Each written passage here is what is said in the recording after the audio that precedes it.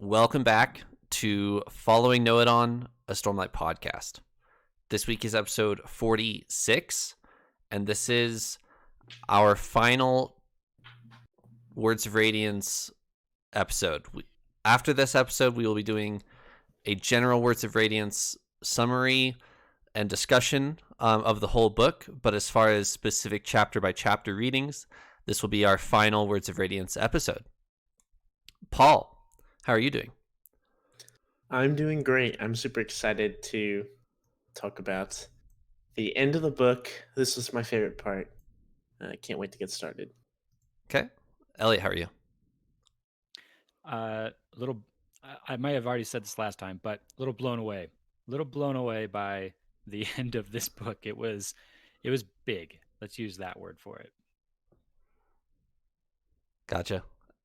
Paul, last week you didn't have you couldn't summarize in 2 words. Can you try it this time? I can try. Keyword try. That's not one of my 2 words, but I tried to come up with a way to summarize this. So mostly talking about just the last couple chapters here. I came up with 2 words that were rebirth and recognition. Okay. Rebirth and recognition. Elliot, do you have 2 words for these chapters?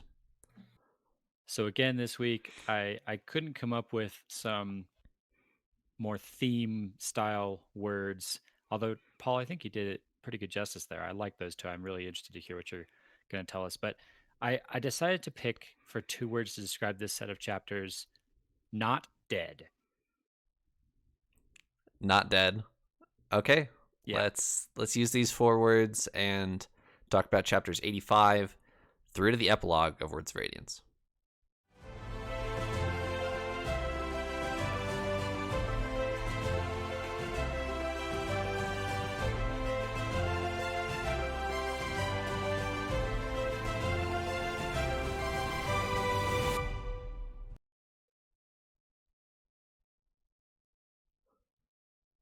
All right, Elliot, we can start with you.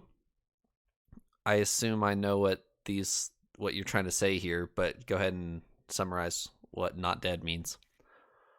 So I had to pick not dead because it is crazy how many people are either dead or almost dead or should be dead, and yet by the end of the epilogue are not dead, or we can make some assumptions are not dead. I counted it up. I think there's 8 people, eight people who should be dead and are not. I can list them if you want, or we can wait for later. Go ahead and list them.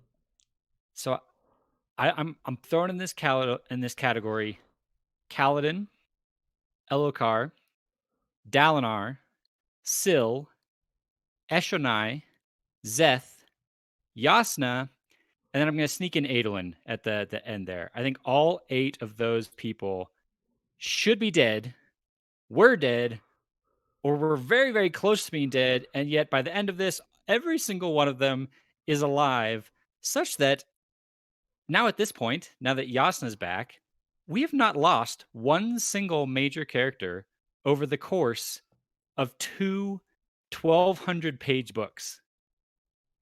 That is crazy. True. It is crazy.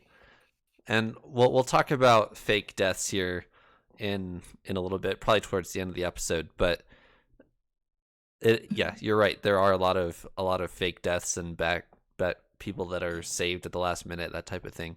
So, but we'll come back to that. Paul, you want to talk about your 2 words a little bit? I will, and I'm going to talk about my 2 words, and right after I actually want to touch on what Elliot was saying. Just before we move on. So my 2 words were rebirth and recognition. Most notably, rebirth is kind of similar to what Elliot was saying with like characters that should be dead. But not exactly. A big reason is we see a lot more like members of the Knights Radiance pop up here, like a whole lot more. And so I would consider that like a rebirth almost, and we're seeing more of the Knights Radiant. Most notably, my favorite one was with Seth, and how I feel like he's kind of getting a fresh start. There's kind of a whole lot going on there, a lot to be said. Long story short, Zeth is kind of getting a new start because he died and then came back, which will be a whole deal on its own. So that was my main reasonings for that. Recognition is partly also for Zeth. We have met a Skybreaker, I believe it was, Mm-hmm. who seems to know who Zeth is. To be fair, like Zeth is kind of well known, I guess, around Roshar, the assassin in white. He's gained quite the reputation for himself. Um, but there's recognition with him there that I think was kind of interesting, and yeah. But off of what Elliot was saying, that I actually really want to ask y'all. I can also ask Trevor because it's not like a spoiler specific thing or anything, but just like the whole like deaths and stories, like how do y'all feel about like in general? So I'll tell a little bit of my view first. I I was kind of glad when Yasna died. Like that sounds bad, but just like I think a good death, like an actual death that hurts, is like Right. really impactful in a story. 100%. And I I felt agree. like it was almost a cop out. I felt like of not letting anyone die. There were definitely deaths that I didn't want to happen. I thought Zeth was dead. I was pretty convinced whenever he died here that he was dead for good. Um, I will say that that's one that I'm glad he came back, just because there's maybe I'm biased, but there's a whole lot to the storyline that he like that needs to still happen with him that hadn't, and so I was glad he wasn't like just dead because I didn't know how we get like Taravangian and stuff like thrown in there then if he's gone. But yeah, I was kind of curious, like, what are your thoughts on the deaths and stories and stuff, and particularly with the books we've read so far?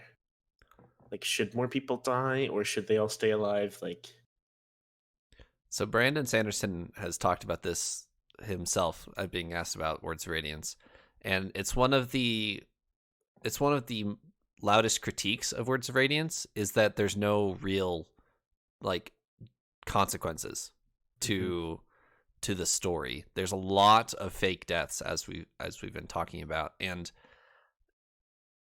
it's I agree with you that a good character death scene is really, really powerful and really good. And if you take that away, 800 pages later, oh, they're not actually dead. Like a big part of who Shallan is because of Yasna and what Yasna has poured into Shallan. But now that Yasna's back, does that sour Shallan's journey at all? Like, does that take away from her and who she's become? There's arguments for both ways. Elliot, what do you think? I think, trying to formulate my thoughts on this.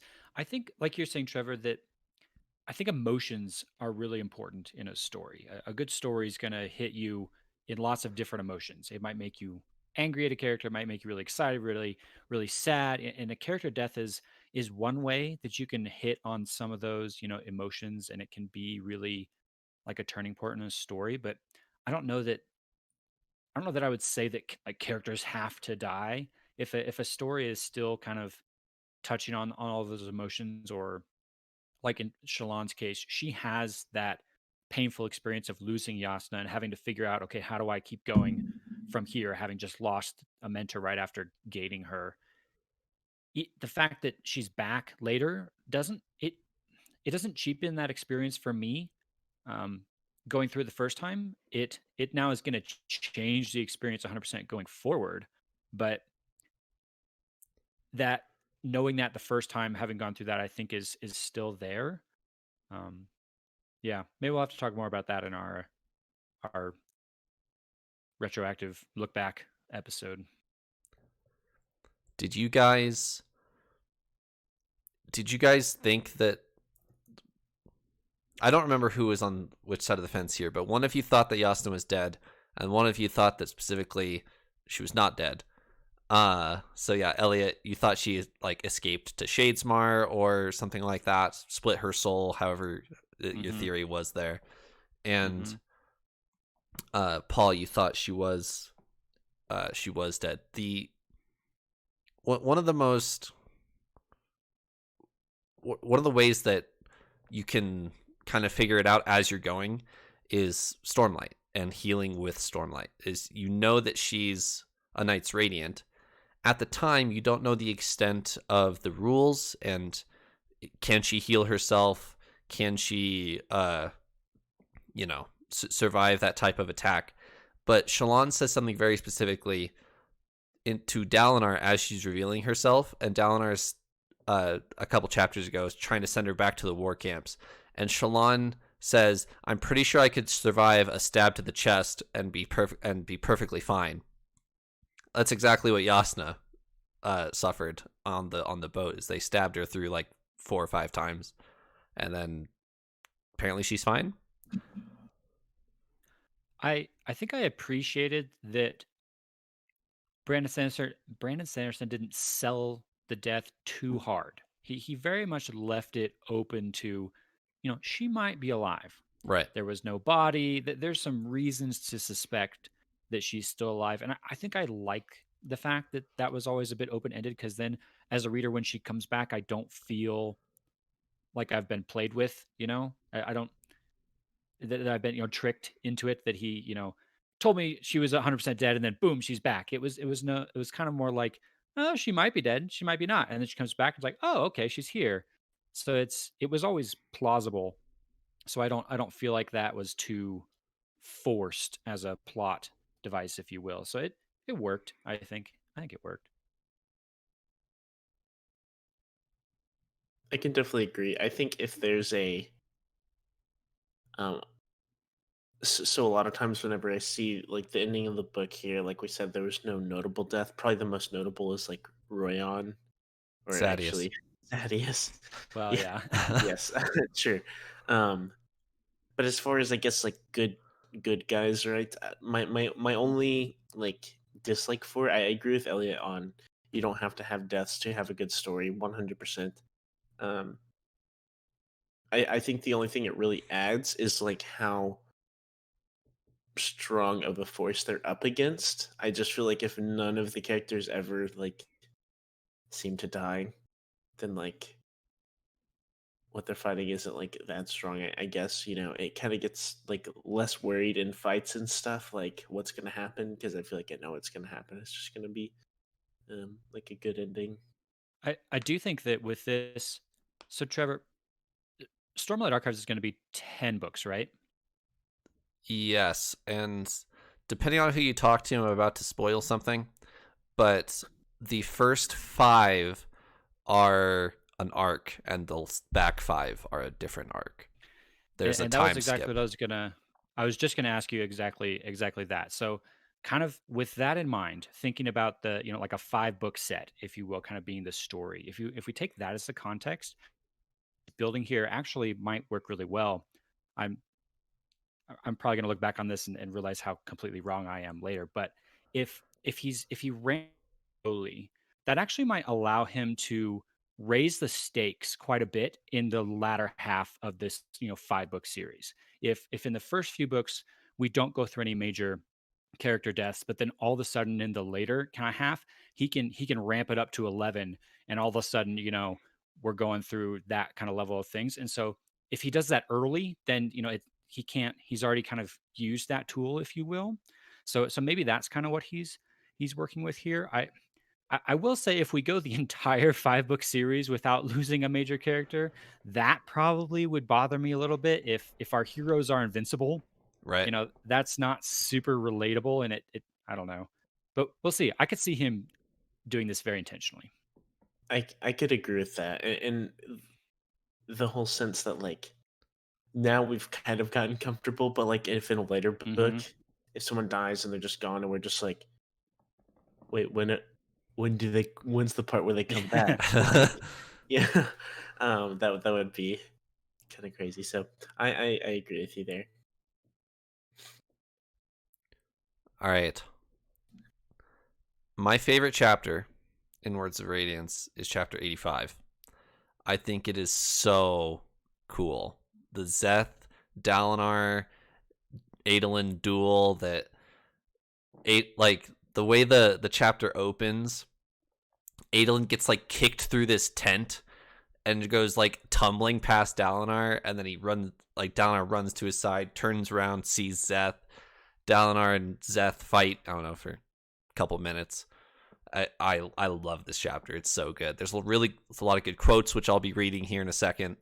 But I really enjoyed this chapter. Elliot, what were your thoughts? I kept thinking throughout this entire chapter that how epic the musical score would be for this like entire chapter. Like from end to end of this chapter, it is, every single string is thrumming, in this section. This is the adrenaline pumping climax. This was cool. I definitely agree. I'm glad you mentioned music specifically because with the story that we've had so far, depending on the composer, we would have a Szeth theme and then like a Dalinar theme and a Kaladin theme. And right here, as Szeth is walking through his tent, you could just totally hear the like Adolin getting kicked through this tent and the Szeth like whatever chord is playing, and you're like, oh my gosh! Like the Darth Vader theme, you know, the Szeth theme comes in, and like, nah! Yeah. Paul? Exactly. This was definitely the moment I was kind of waiting for. Like, Szeth kind of arrives.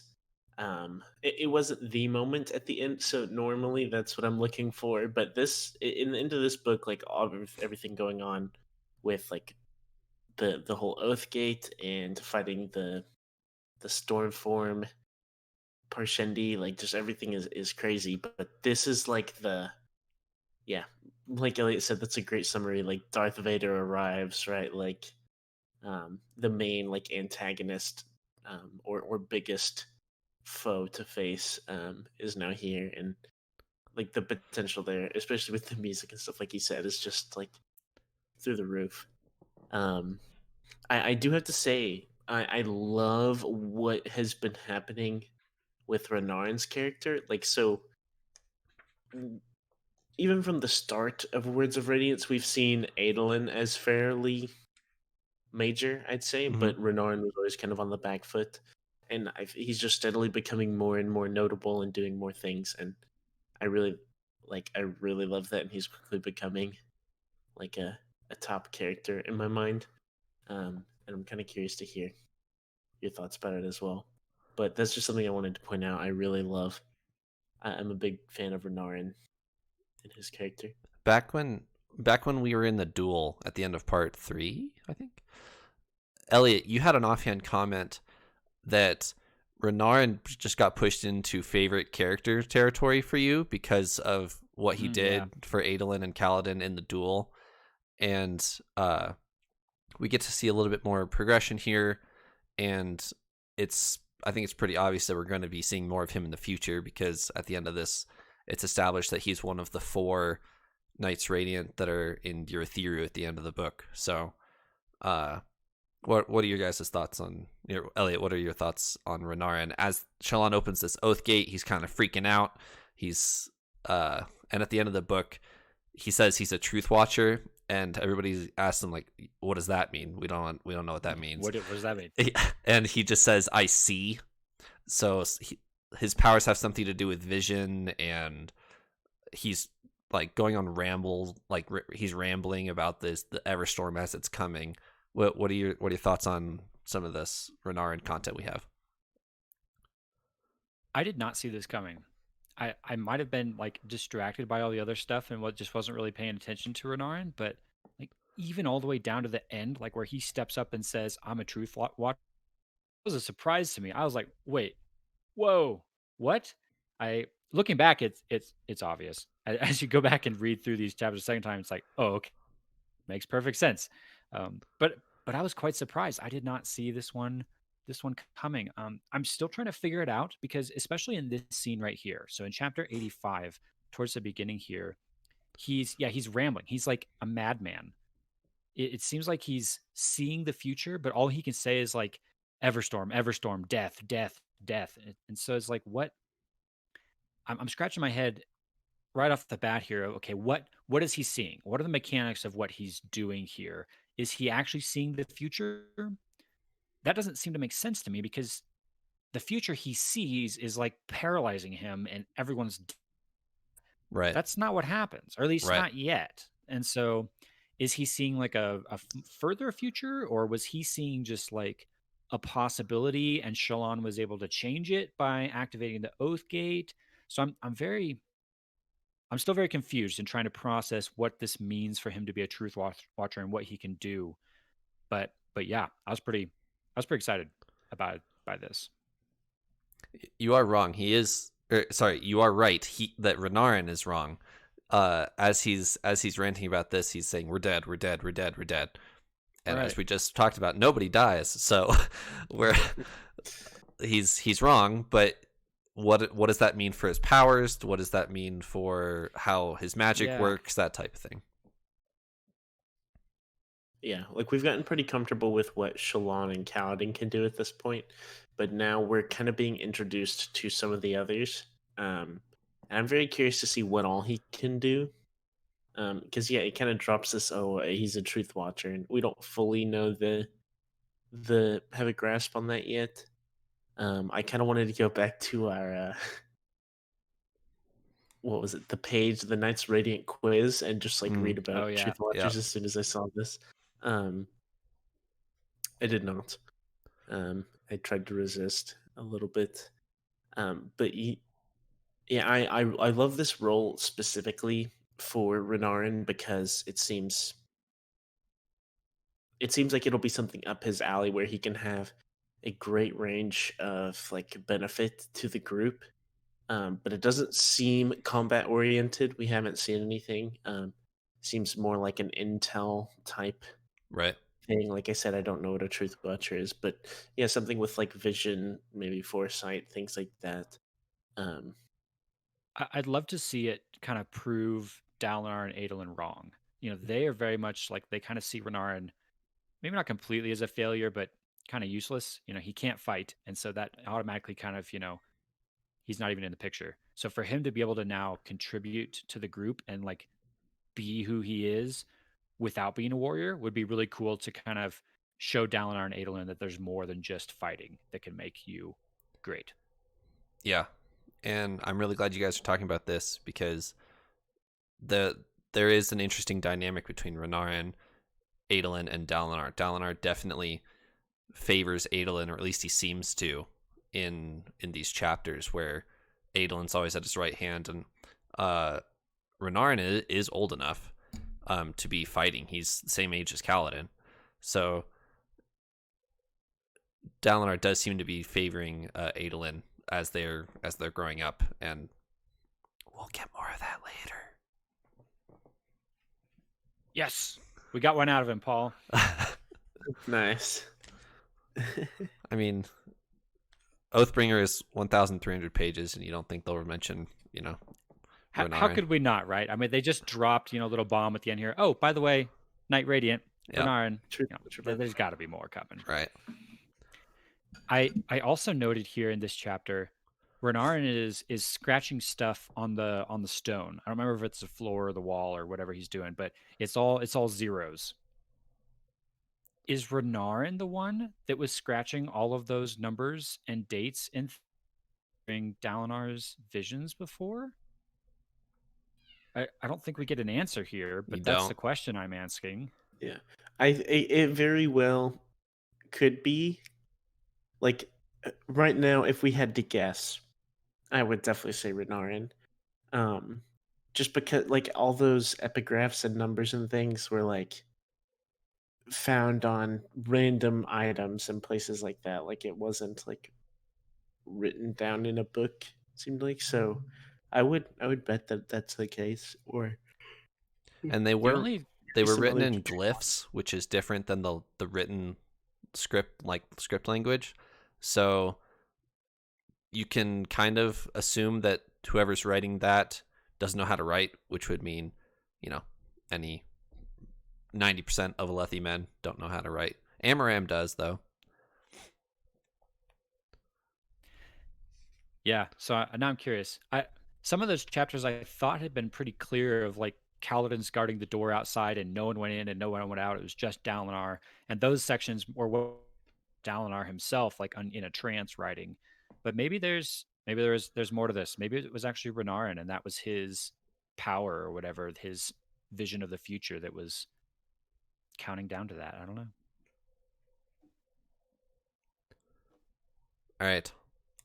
I would like to read a quote that sets up my favorite quote, and then my favorite quote in this chapter. This is Dalinar and Adolin talking back and forth.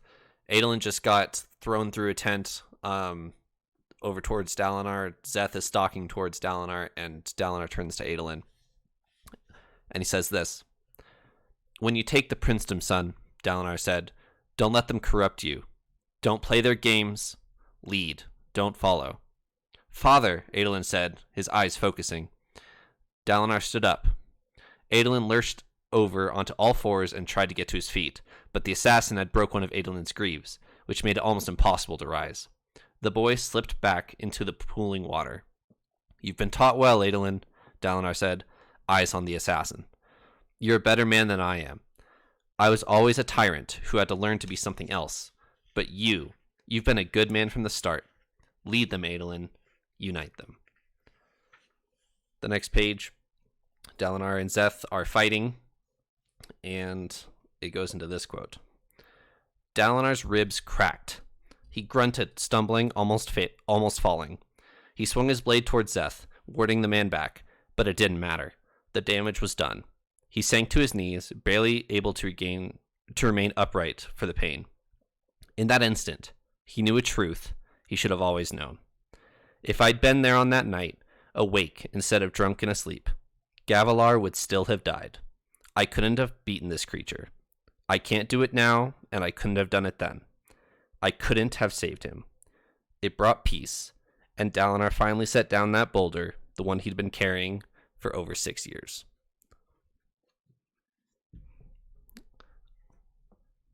Eliot, in the outline, maybe in the Discord, you mentioned that with how this chapter is set up, you definitely thought Dalinar was going to die and that Paul was going to be correct in his prediction. And there is a lot of like character resolution there that Brandon Sanderson puts in there, that he's passing on unite them to Adolin, and then he's setting down this burden that he's carried for 6 years of the guilt that Gavilar died. He realizes that it wouldn't have mattered, that if I'd been there trying to defend him, I just would have died with him, and he still would have died. So, and then he sets down that burden before he goes to face Szeth like one final time. But he doesn't die. But I still really like that moment for Dalinar. As soon as I read that quote where Dalinar's talking to Adolin and kind of the passing of the legacy, I thought for sure in that moment Dalinar was going to die. I was like, this is it. He's going. And it was one of those where my reading, I sped up, just turn a page, and it was like, it's going to happen, and then it didn't. Which that was pretty surprising. There was the twist was that he didn't die instead. And you're right, he does have very much a character moment here in this scene. I agree. I also felt the same way. I wanted it to happen only because I wanted my prediction to be right. I did not want to see Dalinar actually die, though. So I was pretty relieved, I guess, when he didn't die. But definitely like a great moment, and it also is a testament to Dalinar's character in that, I don't know, I feel like lots of men in our story would be very arrogant, but they're past like, oh, like I would have been able to take him like with the Blackthorn, but he's like quick to realize that nope, like it wouldn't have made a difference and stuff. I do gotta say, this quote was awesome in the moment, but it hurts a little bit reading it now, knowing what Adolin does later. Right. And yeah, we'll talk about that when we get there. But the fact that Adolin is not quite the man that Dalinar thinks he is by the end is a little painful. Yeah. I do want to talk about that too, because I had a very specific reaction when I read that that last Adolin Sadeas scene for the first time. I'm curious if you guys had the same reaction. Rounding out chapter 85, we have Bridge 4 defending Dalinar and Adolin, and Roion going to his death, but he dies in a way that I think Roion would be proud of, because and Sabariel kind of mentions this before the battle, that Roion's is known as the coward, and Dalinar kind of defends him and says, no, he's careful, but he's not a coward, and he proves it here that he's not actually a coward, or at least not in this moment, and he goes to the defense of Dalinar here. I love the bravery of both Roion and Bridge 4. You know, Dalinar, we watched Dalinar fight Szeth, and Dalinar comes to the reaction, I think Adolin does too, maybe later, of there's no beating this guy. This guy is just going to mow through us like a lawnmower to blades of grass. And they all know that. Every single one of them knows that to stand in front of this guy is death. And yet, all the men of Bridge 4 and Roion stand up to protect Dalinar anyway. Like, that's awesome. Yeah.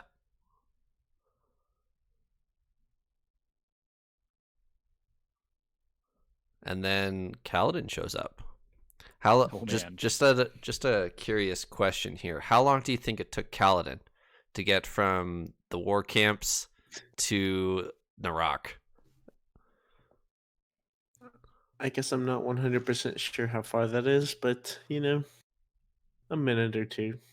Okay. It took them, so it takes them what, like 10 days? 2 weeks? Yeah, something like that. And their week is 5 days long, and it took them 2 weeks to get to the center. So, but that's like a slow army marching pace. So I really don't know how far he's going, how fast he's going here, but it reads as if he's there like, a half an hour later, like it sounds like he's pretty quick coming over here.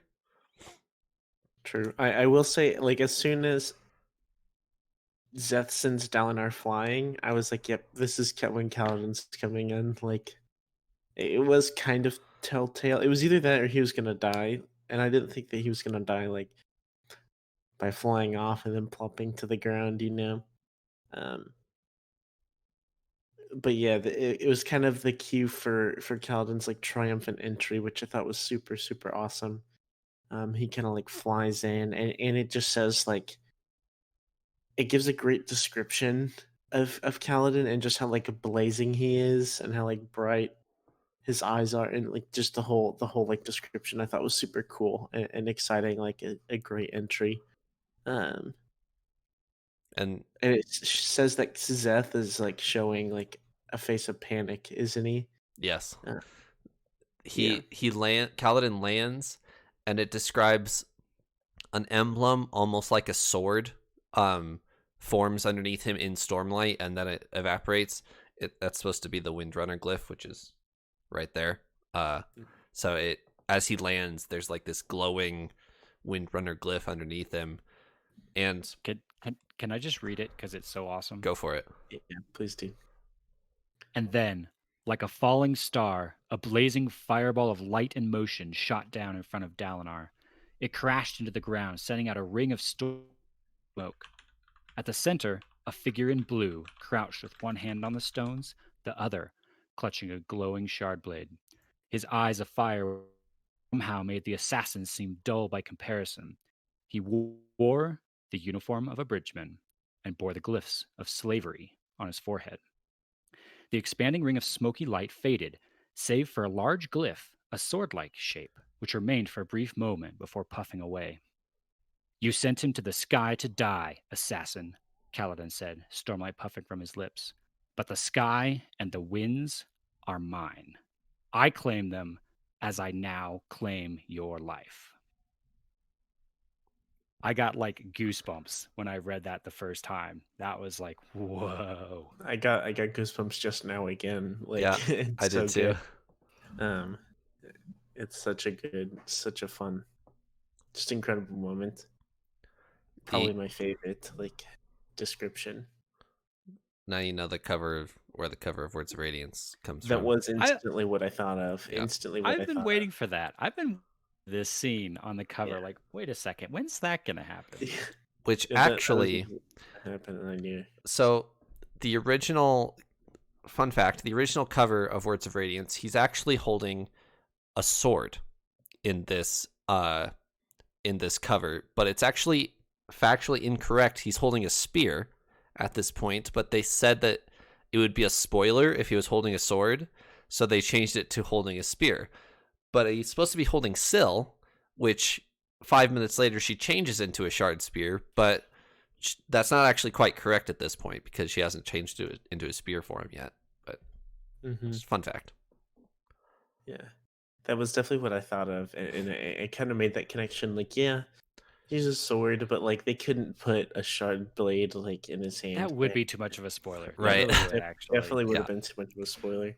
Well, it's kind of like my poster, except way more obvious because Moash has a shard blade over here, but that's not a big spoiler. But if Kaladin had a shard blade, that would be a Yeah, that's a big deal. yeah. All right. I need to talk about the Kaladin and Szeth fight because there's an interesting edit that Brandon Sanderson makes in this chapter. And Elliot, you talked to someone in the Discord about this, one of our listeners in the Discord about this, but in the first edition of Words of Radiance, Szeth dies a different way than in everything else printed after that. So in the audiobook, what Paul you listened to is different than what Eliot read. Really? Eliot. Yes, Eliot. How did Szeth die in your version?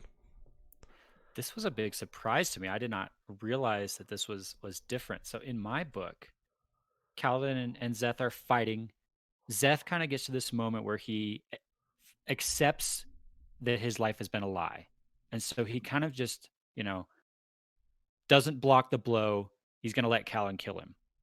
But Kaladin diverts his blow at the last second. And instead of killing Szeth, all he does is cut.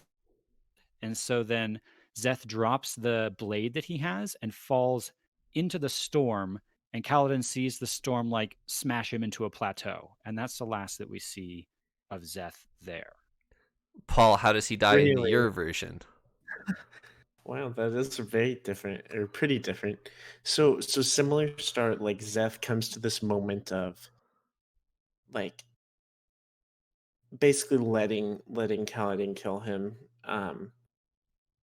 But Kaladin, like, the difference there is Kaladin just kills him, like with the shard blade, just slices, like, through him. I don't know if it specifies where. It says it like goes through the spine. I'm pretty he sure it stabs him specifies through that. the spine is how Yes. Yep. Stabs him through the spine, and then he dies, and his body just falls into the storm.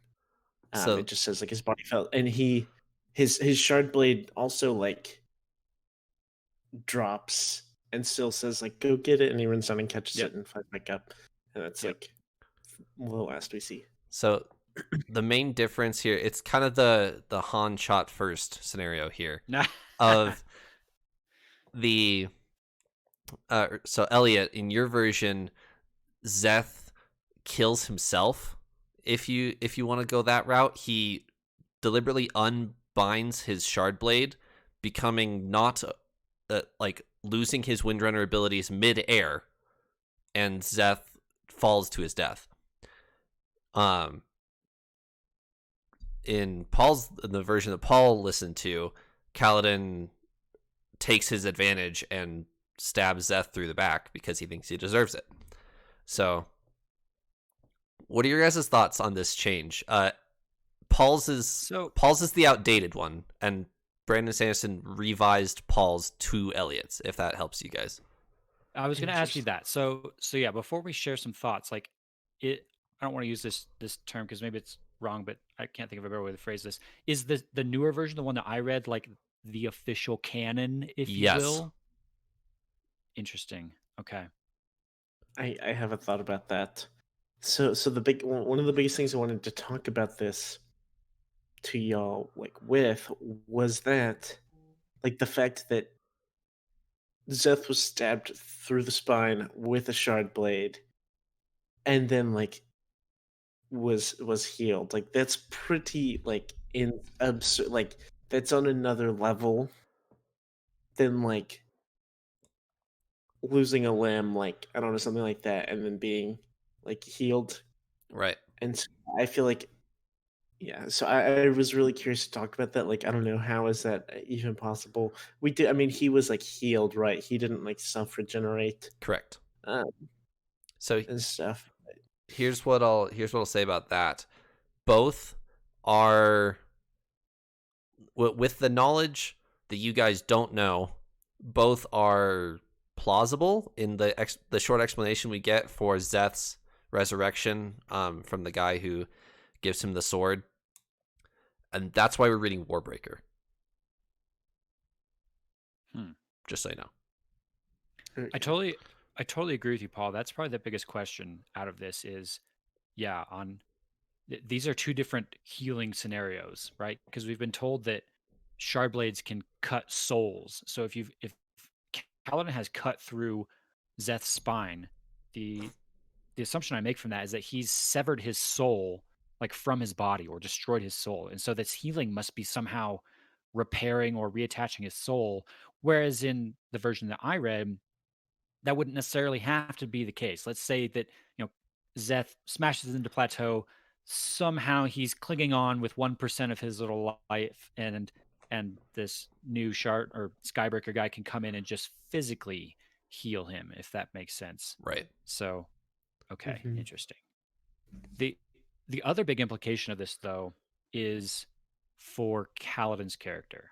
In my version, it is very clear and hinted at that Kaladin is not directly responsible for the killing of Zeth. Correct. That it is very much, Zeth making that choice and the storm or falling or lack of powers that is the end of Zeth, not by Kaladin's direct hand, which I think that does have implications for who Kaladin is supposed to be. He's supposed to be a Windrunner who is protecting at all times. And so I could see that Kaladin actually being the one to kill Zeth could maybe have some problems for him down the road. And so in the version that I read, I could see that as a way of kind of getting around that. Yeah, I'll let you talk, Trevor. That's it. In that split moment there, is Kaladin protecting? Is he still protecting Dalinar at that point?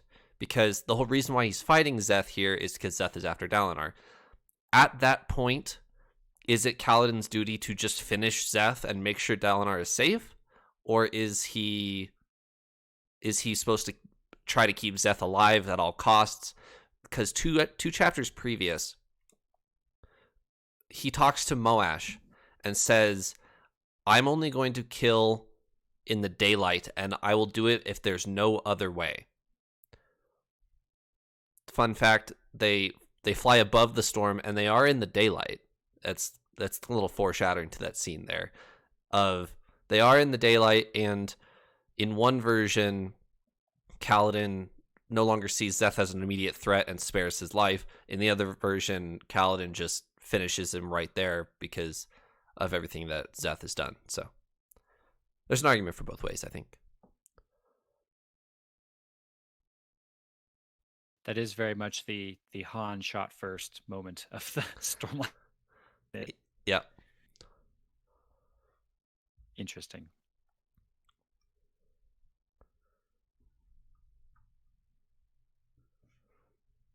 So some of the other nuts and bolts of this fight here are pretty cool. One, everybody and their mother now knows what Kaladin can do. It's no longer a secret. Yep. This is out in the open for everyone to see, which is a big step. Also, we learned that Syl does not Syl the Shardblade Syl does not require 10 heartbeats to summon. True. And this also becomes part of the conversation with Shallan, which we'll talk about maybe in a second. But that's an interesting little bit that Syl, I don't remember if it's Syl or Pattern that's explaining this, but the 10 heartbeats is driven by the fact that they're like resurrecting a dead Spren in those 10 seconds, whereas Syl is fully alive, and so she can form instantly, which is pretty useful in this battle actually, as she's transforming from one weapon to the next as Kaladin is fighting. It's pretty cool. Yeah. It's Syl who's talking to Kaladin about how that works. And interesting side note, up until this point, up until I don't know, about halfway through Words of Radiance, Shallan pretends that it has to take 10 heartbeats to summon her Shardblade. And so she's fooling herself into thinking she has a normal Shardblade. She refuses to admit that her Shardblade is special, that she has powers, until about halfway through, and that actually stops. The reader, isn't really going to notice it because it just didn't mention it, that she has to wait for 10 seconds this time. But there's a very specific time where Shallan stops pretending that she has to wait 10 seconds. And it actually mentions it. Shallan thinks to herself, wait, it doesn't have to be 10 seconds for me, does it? And the comment, the first time reader probably doesn't pick it up, but the rereader definitely does, that Shallan doesn't require 10 heartbeats, but she's purposely lying to herself that it does, so that she can tell herself she's not special.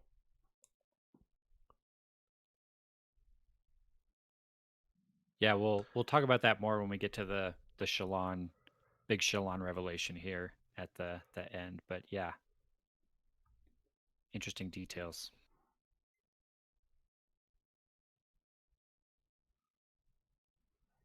Any more thoughts on Kaladin Szeth fight before we move into more late book Shallan revelations, etc.? I think this is actually in chapter 87, but should probably mention for a little bit Szeth's blade. Mm-hmm. So Kaladin, first of note, is after Szeth is dead, right? And Kaladin's like walking back to the Oath Gate. He has Szeth's blade, and he's noticed that, hey, because I have Szeth's blade, he either definitely unbonded it, or he's dead, or both. And so that makes total sense there. But we also learn specifically that Szeth's blade truly was an honor blade. We had kind of guessed about this earlier. Here's our answer, very straightforward, of indeed it was. And it was the honor blade that gives the powers of the Windrunner. So this is like the herald of the Windrunner's blade, I suppose. Which leads us to an interesting conclusion based off of that. We've argued quite a bit back and forth, Paul and I, a couple different times, about whether Szeth is a Windrunner or isn't he.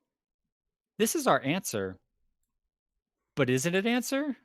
Like, he was wielding the Windrunner honor blade, but is he actually a Windrunner? I don't know. Yeah, he himself. So I don't know if everyone remembers. So I think I was in the camp that he wasn't, and Eliot was that he was. I believe, because I was thinking they had like lashings or whatever in common, but they had a different thing. Right. So yeah, so like I would say that he himself wasn't a Windrunner, but like he had the honor blade. But yeah, that was like a crazy moment, and my big thing now is I wonder what are they gonna do with this Windrunner honor blade? Is it able to like enhance Kaladin in a way, or do they just give it to someone else so they have like two Windrunners, or something? So because Syl also explains that like having an actual Spren is better, isn't it? Like it's just a like more of Well, it, I like think you use less Stormlight and things like exactly. that for your abilities. So it's just kind of objectively better, in my understanding. Yeah, I almost say we could settle it on like we were almost both right. Of he is wielding Windrunner abilities, but as Syl points out, he's lacking one very important factor, and that is the sprint. He doesn't have that.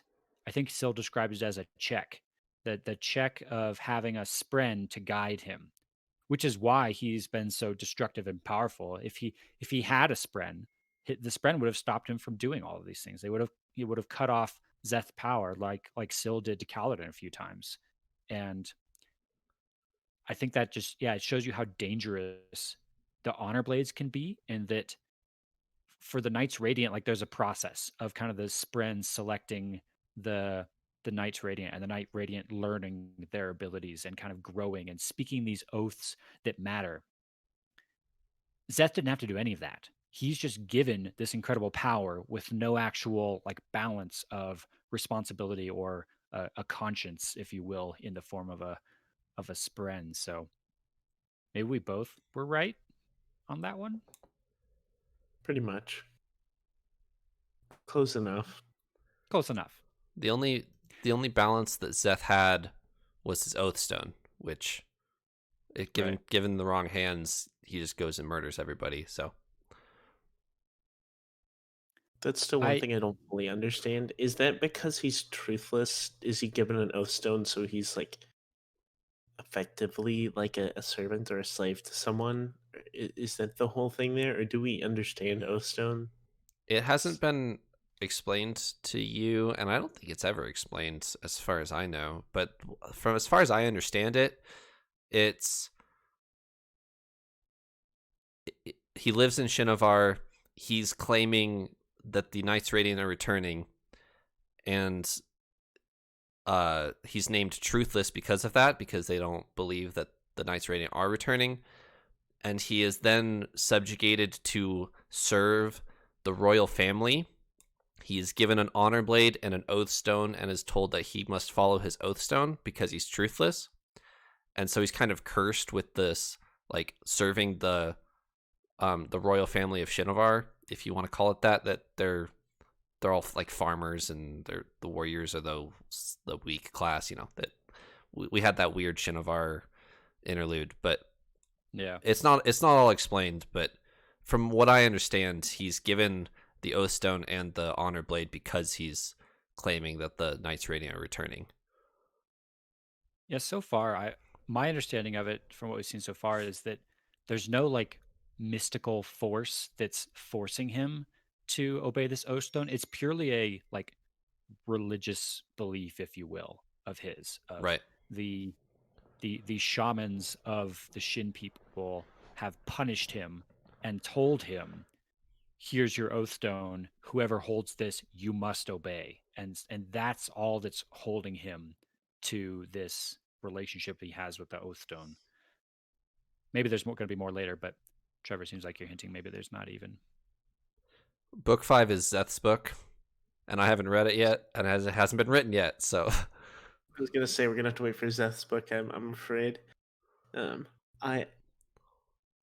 definitely super curious. I can't help but think that there's more to the Oathstone, but I think I just need to let it go at this point, because I agree with you. I don't think that we know there's not like a spren involved here. My understanding or my hope, the only way I could justify what he had been doing was there was some kind of like corrupt, whatever it's called, not Nihil bond, mm-hmm. Yeah, that whole thing, or some spren external force really like holding him to the stone, or else something like horrible happens or something.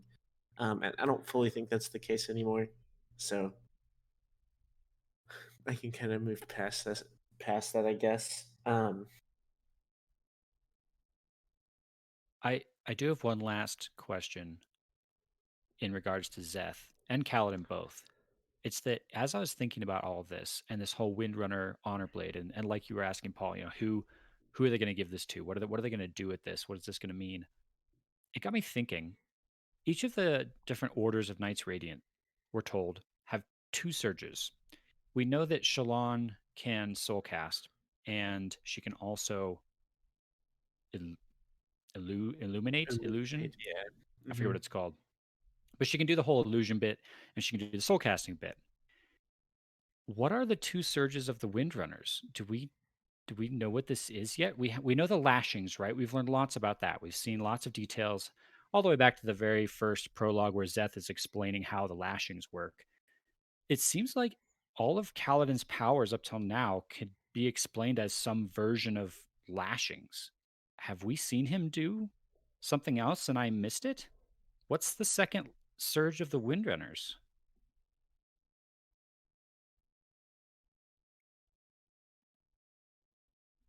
Lashings is such like a broad and huge one that like it almost made me think it was just like two, right? Yeah, Because you can make yourself fly, you can make other things fly, stick to things. You can do so many things, run on walls. Like there's so many things you can do with it. It's kind of insane. right. Um, I realize I probably should have been asking this question like 600 pages ago. Why is this just hitting me now? I don't know, but yeah, I don't know that we've figured out what their second ability is. yeah. Well, okay. So with this, the reason why I thought that Kaladin and Zeth had one thing in common, but weren't the same, was because so we saw Zeth, right? I always think of the scene. Where is it? I think it's when he's sent to assassinate Teravangian, and then finds out Teravangian is the one who's in charge. Um, so he's doing the whole running on walls thing, and then he's lashing things. Like he lashes the stone like 1/10 down, or whatever, which is kind of cool. He like floats down, whole deal. Um, but at this point, or I think around that point, Kaladin was able to like stick things or do some of the like mild ones. Like what is it? Like he would carry his bridge, right, and the arrows would kind of outline him. Yep.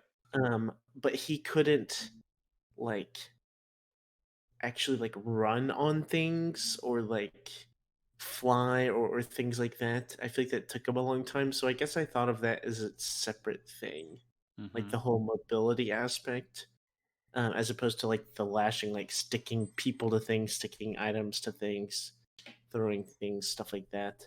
So I thought of them as two different things, but those probably are like under the same umbrella.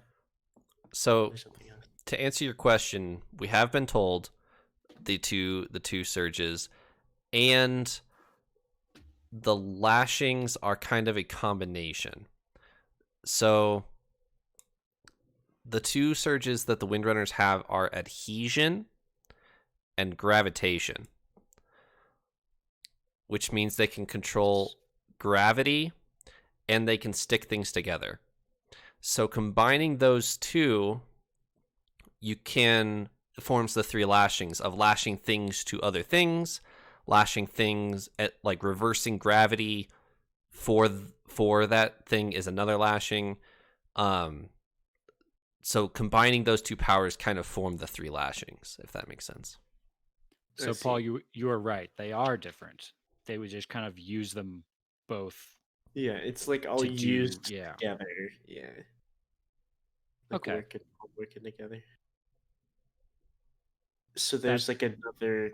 So just hypothetically, right? Like there's another knight or order that has like adhesion and something, then another that has gravitation and something. Correct.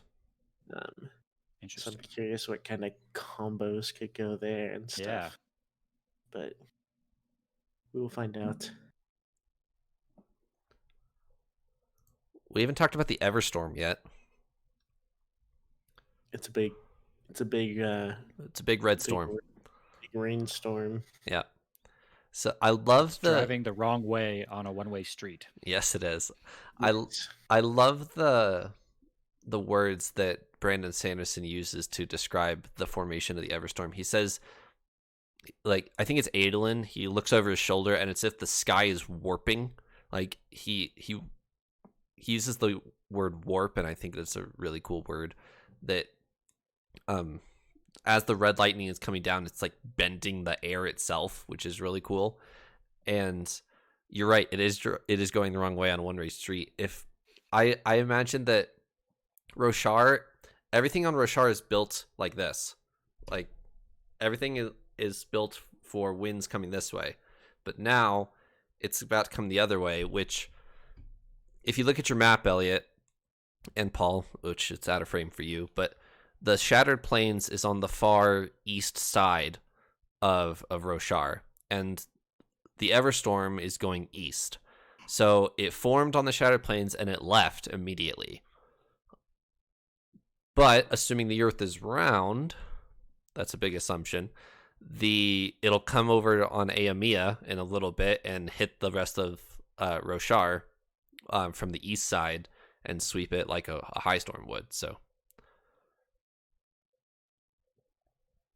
and yeah, assuming a few other things. They talk about this in these chapters, right? Of kind of they do. Oh, did the storms actually go around the?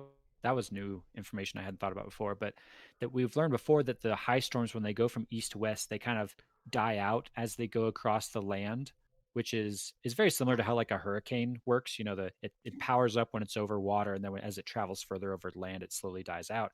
And so places like Shinovar can grow all kinds of fun stuff because they don't get hit by high storms. They've got a mountain range protecting them, and the high storms are just pretty mild by the time they get there. If the Everstorm works the same way, not only is it coming the wrong way, it's going to hit that western edge of Roshar at like full power. Areas that aren't even used to having that level of high storms are going to be hit from the wrong direction with 10 times as much force as they've ever seen before. Right. Yeah, this sounds like a lot of destruction. And just imagine from a world building perspective, if Dalinar is trying to warn the other kingdoms via Spanreed about this, they're just gonna think he's mad, right? Like, there's a red storm coming the wrong direction, prepare yourselves. They'll just be like, what? Like, yeah, okay, Dalinar. Yeah, okay, whatever.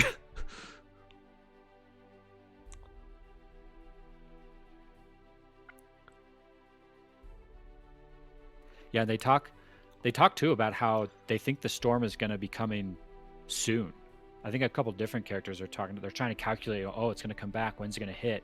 And the answers are all, within a couple of days, it's going to hit. And so I imagine that's going to be a pretty big plot point right off the bat. Assuming, I guess, we pick up in the same time where we left off with Oathbringer. That's going to be something they're all going to have to deal with pretty quick. Is this new Everstorm that's going to be coming the wrong way?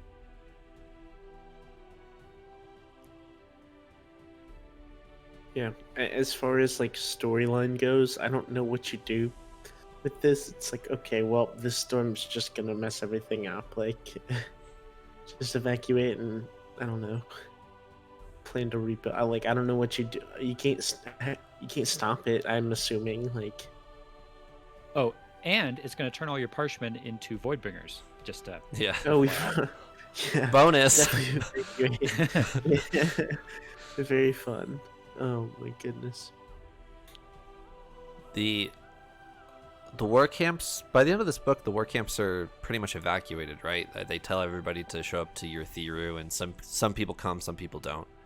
Like Sadeas comes to the Yurthiru. So, and then they're able to get there before the Everstorm hits. So it's, I don't know, at least 5 days or so that it's that they've been spending in Yurthiru by the end of the book.